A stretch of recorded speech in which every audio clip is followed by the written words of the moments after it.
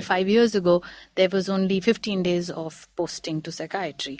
Okay. So first of all, you're not exposed to psychiatry as a subject, so you will not necessarily develop interest in it. And what do you learn? So then if you decide you're going to become an internist after that, you do MD in medicine, or you decide to practice an MBBS doctor, you really don't know much about psychiatry for you to be comfortable even making the diagnosis. And let's say you come from a cultural society which really does not encourage having mental health issues as something to talk about, that'll be a part of your cultural system, belief system too. Right. So you may not agree to even think about it as a problem. Right. And therefore not diagnose it, and therefore not recommend treatment at all for it, say medicines are bad for you. So I think at a very systemic level, everything. So at a policy level, a lot of changes need to occur in the medical system in India to handle this crisis. And one big part is what we already discussed about how do you figure out how to regularize this whole psychology profession and what gates to put, what licenses to put, such that people can understand who a psychologist is, a clinical psychologist versus a counselor. Well, that's the next level beyond, because psychologists don't come under medicine. Right. So they don't have an MBBS. So they're not doctors. They could have a PhD, so it could be a doctorate. But that whole regulatory system is a very big challenge. But within the medical community itself and at the level of training, a lot of changes are being implemented. And now is the time of flux, right? You have the National Medical Commission, yes. You have a new bill. So I think now is a time where, say, syllabuses and other things, if they're being revised, this is, I think, an important issue that needs to be... It is being addressed. It is, yeah. And all of this comes under the academic purview, but, there's the entire other space of apps that are catering to mental health, help, and there's...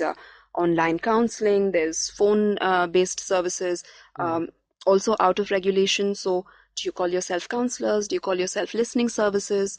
Right. Now, a lot of this communication is very important to the consumer ultimately, to say, am I accessing someone who's going to listen to me or someone who's going to give me a solution to my problem? Right. And so a lot of this nomenclature then becomes very important as a part of the regulation process.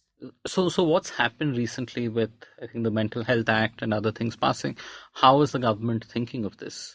So I think the Mental Health Care Act was a significant step forward. There are, of course, several loopholes, depending on where you come from, whether you're a person with a mental illness, whether you're a caregiver.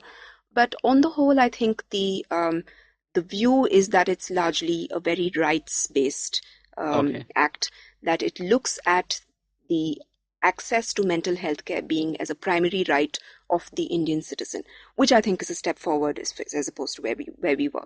Now, it's a slow process of implementation, but what they really have tried is to say that every single person in a community should have access to care, should have access to care in the geography that they are in, should have quality care, and care in a form that gives them dignity and recognizes and doesn't discriminate. So all of these have been mentioned.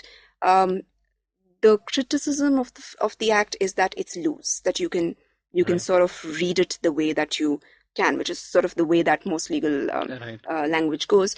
But I think it's sort of being looked at as a good basis to build on, and then to say that the state has some powers. You look at some district level implementations, so it's going in a good directions. But there are other conversations about what happens with persons with serious illnesses. Conversations about the advance directive, who takes decisions on behalf of a patient who or a person with a mental illness who does not have the insight to make decisions. So. Right. But I think it's a process and it's begun, and we're more in line with international standards now than we have been for decades now. Yeah, and perhaps the act and other things sort of approach this not from perhaps the most common things like depression and anxiety, but perhaps from, say, dementia and sort of disorders where a person is no longer capable of exercising informed free will, right, and being able to take decisions. So perhaps it starts from a place like that. And because even when we talk about, say, a rights-based approach to mental health when it comes to depression or anxiety, I don't feel like the right is the barrier, right? It's sort of taboos, sort of societal concerns, and have presence of enough people that you can actually go to. And I don't know if a law can dictate that, you'll have a psychologist who you can get an appointment within 24 hours, anywhere in the country. It's very hard to do that.